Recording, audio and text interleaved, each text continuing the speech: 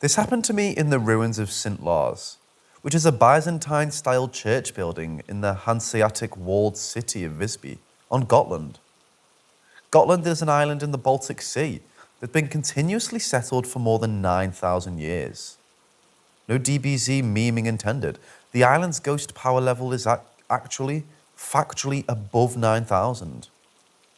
About the location. The church was founded in the mid-13th century and abandoned in the 16th century.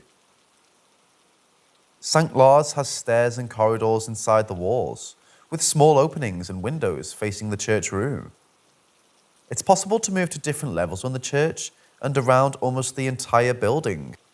The key word here is almost. What happened? As I explored the many ruins of central Visby alone on a warm but rainy summer's day, I entered through a crack in the wooden framework that usually kept the ruin of St. Lars off limits when no guided tours are held. The ruin was pleasantly cold and the sideways rain couldn't reach me, so I decided to explore a bit. I started climbing the narrow stairs inside of the church's double stone walls in an attempt to reach the walkways under what used to be the church ceiling. Halfway up, I heard a loud and distinct whistle made up of 3 falling notes. Okay, wow. I believed myself to be alone, so I got severe chills there. However, I quickly shook the shock off and reasoned that another unseen explorer was in the staircase above me, behind a corner and up to my right on the 3rd level, nearer the roof. So I rapped the stone walls and cheerily greeted the whistler to avoid a colliding if they descended as I ascended.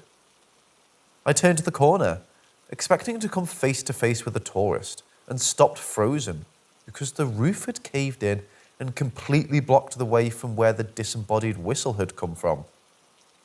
I searched for tripwire, sensors, etc., but found none. Whatever it was, it didn't feel ill-willed, but I noped the fuck out of there with haste.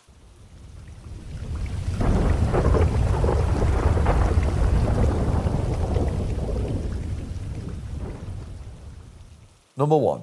Man in a commie block. I moved to a UNI city and bought a small flat in a commie block and lived there with my roommates.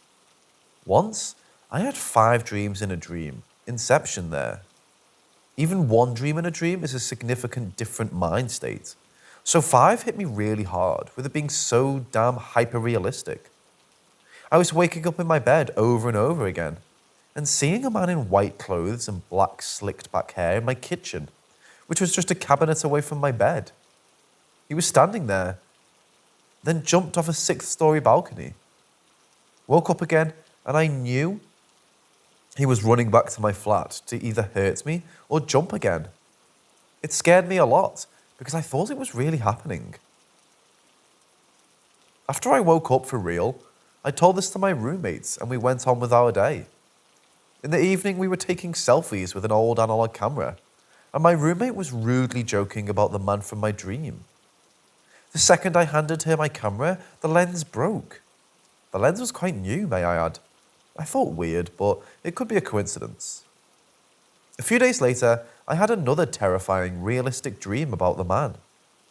In the dream, I got up from my bed and saw a painting above my bed of a friend of mine, twisted with bones broken, and I knew the man painted this to hurt me because he hated me for some reason.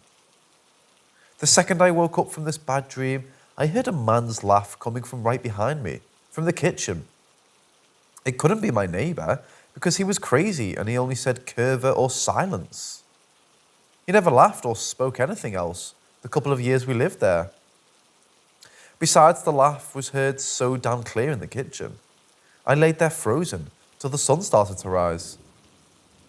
Then a few weeks later, my boyfriend visited me and this time I slept well.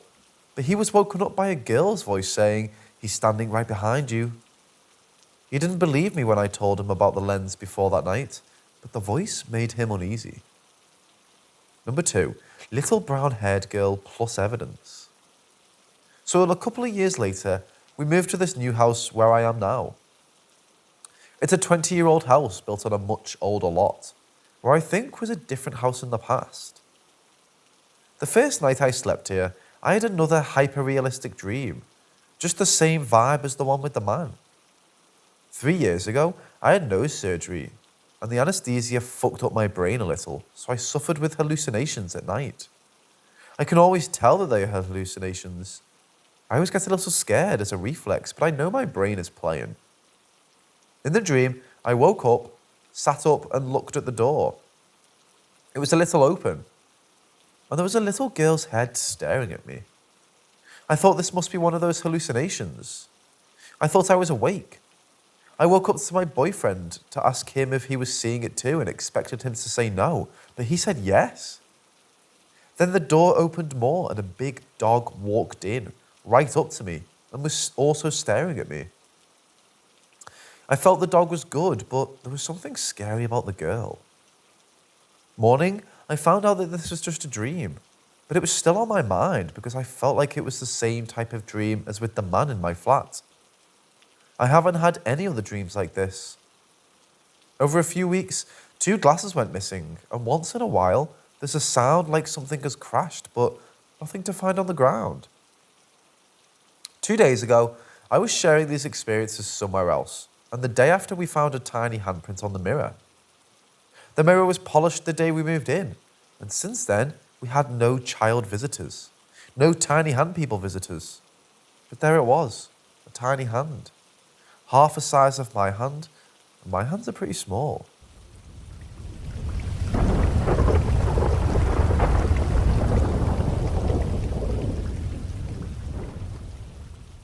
I was working night shift in a hospital that's been operating since the 1800s. It's a large manor house and is a specialist hospital for patients with brain injuries, spinal injuries, and physical disabilities. It's a rather large building but has less than 30 patients at the moment due to COVID, so the entire ground floor is empty. During night shift, the nursing staff are allowed to go into one of the hospital bedrooms downstairs on break to rest, and that's what I did yesterday evening. It was around 1:30 a.m, and no one else was on the ground floor when I heard 3 knocks on the door in a row. I did immediately feel uneasy. The older staff tell stories about the house. It was exercised or something similar 20 years ago, apparently, due to strange things happening during a renovation of the hospital. And that was said to be the unhappy spirits of a matron who hadn't passed on, but the paranormal activity stopped as soon as the hospital was blessed. Generally, the house isn't known for a lot of spirit activity. Maybe the odd door slamming and figure seen reported.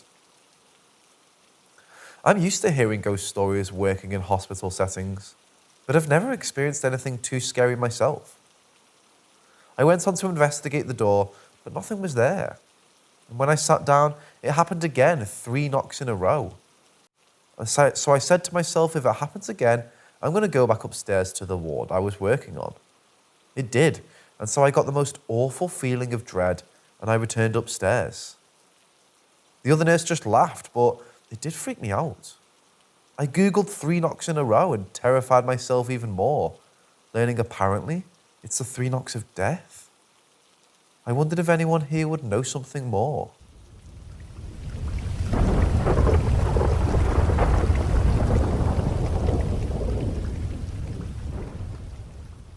This happened about 7 years ago, and it's never happened since.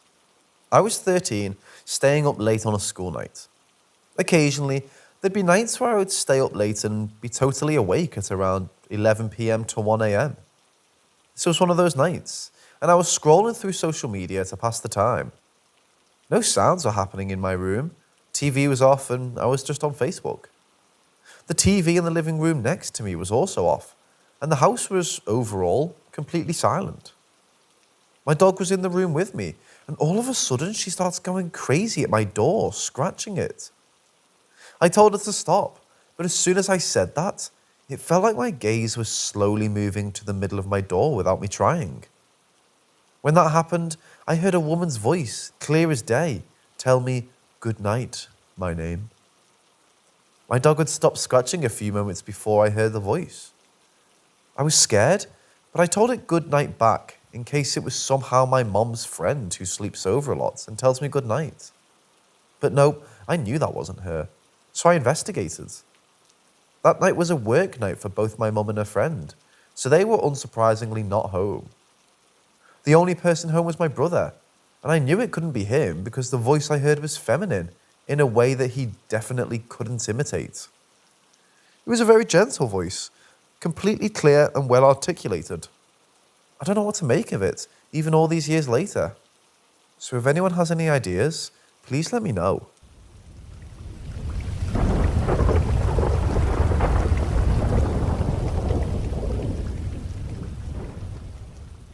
On Monday this week, I got home from work about 9:15 p.m. I sat in the living room with my two flatmates. They were on the sofas, and I sat on a chair from the dining room table.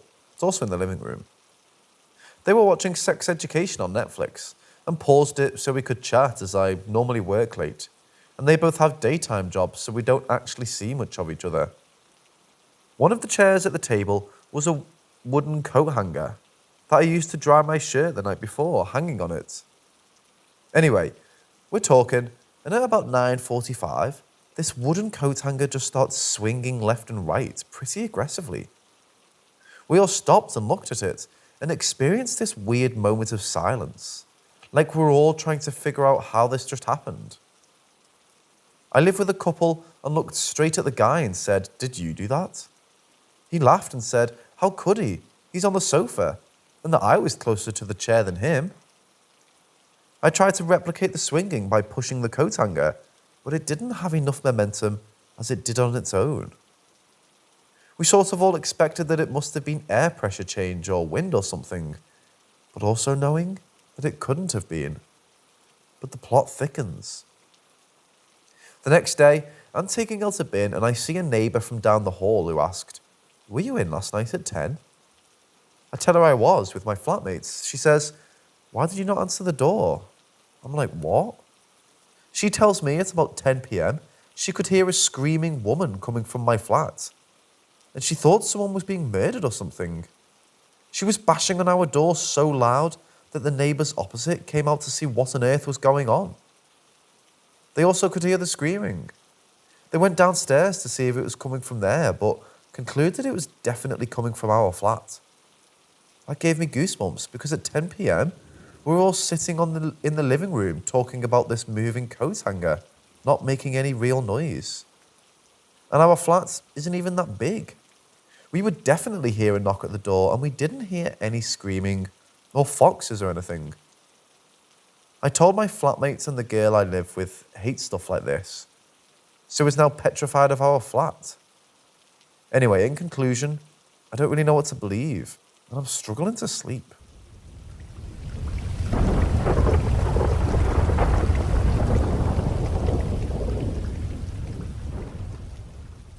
I grew up a skeptic. In fact, in my senior year of high school, this weird girl in my English class told a story to the whole class about how she moved into a house once and the Scrabble game she had spilled onto the floor and spelled "get out" or some shit. And my teacher gave her a look as if to say, "This bitch." I let out a legitimate sneeze, but ever the sucker for a well-timed joke, I said, "Oh, sorry guys, I'm allergic to bullshit." Just loud enough to where my friends could hear. It got some laughs. Fast forward a year. I was in college during the day, and I worked at McDonald's during the night. I worked for a small franchise. If you don't know how that works, essentially a franchise owner makes their own executive decisions while adhering to the basic guidelines that McDonald's establishments and gives the franchise owner permission to use their brand. Anyway, one of the liberties my owner at the time took was she had her stores close at 1 a.m. instead of staying open 24 hours a day like most McDonald's do. During the summer of 2013, however, she opted to try keeping us open overnight and into the morning. Aside from seriously pissing me and the girls off, since nobody wanted the closing shift, it was me and like 4 girls who cycled throughout the week so we could all get 2 days off a week. It wasn't too terrible. Because the store closed at 1 a.m, and we'd typically be out there by 1:30 a.m, the store was usually empty from that time until about 4 a.m, when the morning crew would come in. We were in a gas station, one of those half gas stations, half restaurants, and at 11 p.m, we would lock the only exterior entrance to the dining room, and we would close the gate, which, apart from being unnecessarily noisy, was the only other way to get into the restaurant from the convenience store we shared a building with. But the drive-thru would remain open until closing. It was a good system, worked for everyone. When we switched to being a 24-hour location, the dining room still closed at 11 p.m, but the drive-thru would remain open. The layout of the store was such that you could see all the way to the back of the kitchen from the dining room and all the way into the dining room from the kitchen. In other words, there was nothing people on either side of the counter couldn't see. On the first night, not being used to the schedule, it was quite hectic and we were really slammed, but that was the only night with that issue. Every night after that, it was dead. This did afford us some time to clean things we wouldn't ordinarily do, however. One night, about a week after the new schedule went into effect, I found myself cleaning the notorious shake machine when I heard a noise and turned around. What I saw, walking the length of the counter on the customer side, was the form of a human from the mid-thigh, up, except it was all black, like a walking shadow.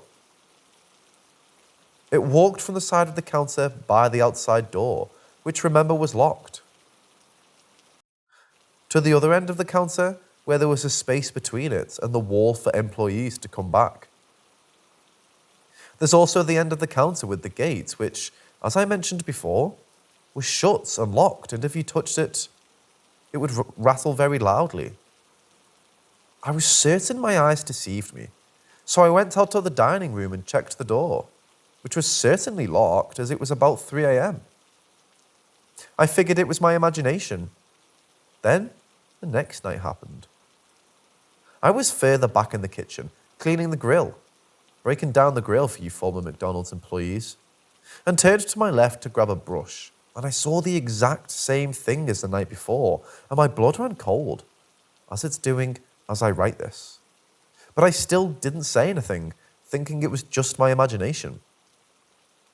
I had the next 2 nights off, and the night I came back, it was my turn to do dishes, and one of the girls' turn to do the grill, which I was grateful for because I honestly hated that nasty-ass grill, making me all sweaty and greasy and burning me. I was scrubbing a dirty spatula or something, and then I heard something behind me, so I looked and I saw the girl there looking in the direction of the front, but otherwise motionless. And I noticed the time was around 3:15.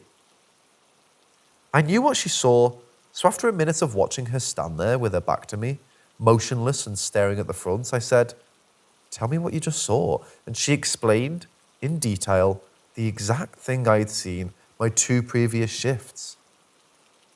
I said something to the effect of, "So now you've seen it too." And she got creeped out. I knew then what I had seen was a ghost. We decided not to tell any of the others, so they, A, wouldn't think we were crazy, and B, on the off chance they believed us, we didn't want to freak them out. This strategy didn't keep a lid on things for too long, though, because the very next night, I was working with another one of the girls who saw it and immediately freaked out, causing our manager to come out of the office and ask what had happened. Before she could get out the whole story, the manager stopped her and said, "Oh, that's just George." Admittedly, I don't remember the name, so we'll just say George. And both the girl and I looked at her, and obviously she understood we wanted her to elaborate. She explained that when she started a few years before this took place, she knew an employee who knew someone from when they started years prior who worked there when the store opened some 20 years ago. She said she didn't know the details, but an employee died somehow, and weird stuff started happening soon afterward. This was something we lived with nightly for a few months. Sometimes we'd remark that we saw it, other times not. We would tell any new manager, some had seen it themselves, some only heard of it. Some believed it, others didn't. But we never told new employees about it. We didn't want them to get scared or think we were hazing them. I began dating a manager there, which was a no-no. So I was getting transferred to another store down the road within the franchise. About 3 or 4 days before I was due to transfer, it dawned on me that one of the morning ladies had worked there since it opened. So one morning when she came in, we all stayed after our shifts were over to talk to her on her first break.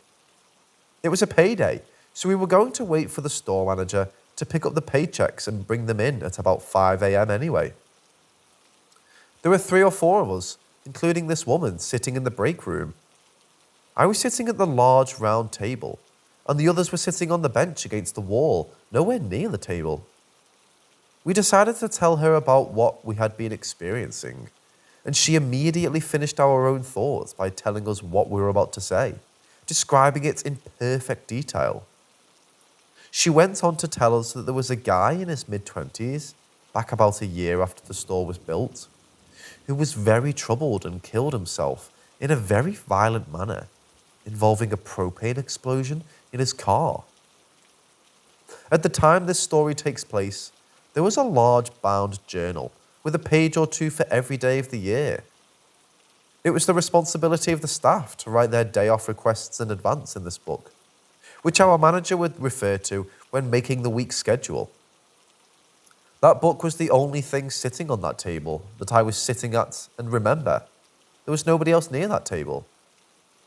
But when I found out the way he died, even the jokester, remember at the beginning of the story, I made some smart remark that I don't remember that was less than sensitive about the guy. And no sooner did the words leave my mouth than the big book flew off of the table as if I had pushed it. We all got up and got the hell out of there. I didn't pick up my check until 3 days later, which was my next, and by coincidence, my last shift there.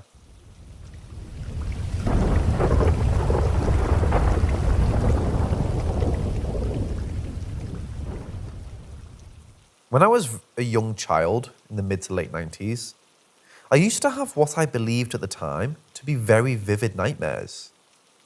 I would be laying in my own bed, completely unable to move any part of my body except my eyes, or make any kind of sound, and the room would become strangely lit, and what I can only describe as fog from dry ice would cover the floor. At the time, I would hear a strange noise similar to a baby cooing or stirring, but not quite. If you play Minecraft, the noises which ghasts make when they're just moving around is almost a dead ringer. And these 2 human-like entities would walk into my room. They'd be wearing grey clothing like sweatsuits, and their faces, as I remember, were akin to hockey masks, but the entire eye holes were black. Think Shy Guy from Mario. There was a height difference between the 2, similar to that which one would expect between a man and a wife, yet there were no defining features of either, aside from that which could be indicative of gender. Upon entering my bedroom, they would very slowly yet steadily approach me, tilting their heads side to side as one might do when approaching a dog or newborn baby. They would draw closer and closer until they reached the edge of my bed, at which time they would just as slowly bend over me until their faces were feet from mine. I experienced this at least a dozen times, and each time was the same, but I have no memory of what would happen after they bent over me. Around this same time period, I would experience nightmares where I was alone outside in the middle of the night in the grass, or on or near the picnic table beside our lawn, unable to move or make any noise. And I remember waking up from these episodes and sometimes being in my own bed, but sometimes being outside and having to make my way back inside, with absolutely no memory of how I got out there in the first place. As an adult, I was performing research on sleep paralysis, having never heard of it, and realized that what I described above could be a textbook example of it. And I thought this for about 5 years, until I described these episodes to my doctor and nurse during a routine checkup, and they both said it sounded like I'd been visited by aliens. I'm still leaning towards sleep paralysis, but you never know.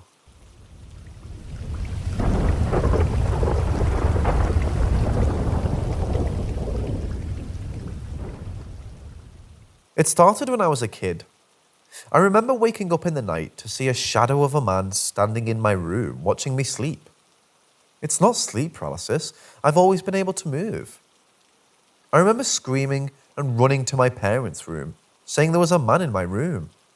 They came down, turned the lights on, and showed me my room and no man in it. Told me it was a nightmare and to go back to sleep. Years later, I'm a teenager and I fell asleep on my couch. I wake up in the middle of the night and hear breathing over the top of me, and I get the sense that a man is watching me sleep. I spring up, look everywhere, and check that all my doors and windows are locked. This happens from time to time over the years. My latest encounter, I'm getting ready to sleep when I notice a shadowy man standing at the end of my bed watching me. I tell him I don't want to play, and I go to turn over, and as my foot turns over on the bed, I feel the tops of knuckles on my foot. Whatever the shadow people are, they're the only thing that I have felt. Somehow they can touch you, breathe on you, so I know it's not a ghost. I've listened to podcasts about Shadow Men and the Hat Man. Some say they are being that delivers a warning before something terrible happens. Though nothing terrible comes to mind when I've seen them. Have you seen a Shadow Man? What do you think they are?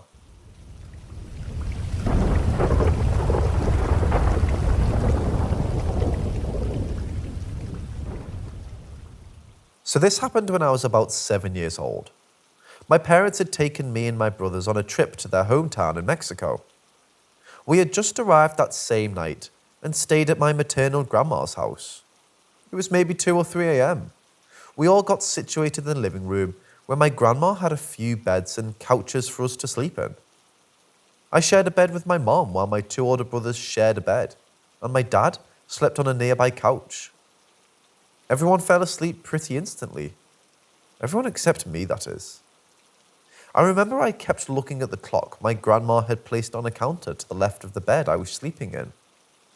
I was excitedly waiting for daylight, as that would mean I would get to go see my paternal grandma. She was also my favourite due to her love for animals. Time had passed, and it was now around 4:30 a.m. Not yet daylight, but we were closing in on it. I recall turning my head to see my mom, who was laying on my right side. She was laying face up in a deep sleep. Then I saw it, a dark, unusually pitch black hand, coming up from where the bed met the wall. It slowly came up, the palm facing my mom's head, ready to grab it. I remember being very confused. Our bed was pressed tightly against the wall. Too tight for even my hand to squeeze through. How could this hand do so? How did it fit? I recall thinking, how could it be so black? The room had a blue way to it, the type of way it would have been when your eyes have already adjusted to the dark. Nothing in the room compared to how pitch black this hand was. Everything had a shade of colour to it. This hand didn't.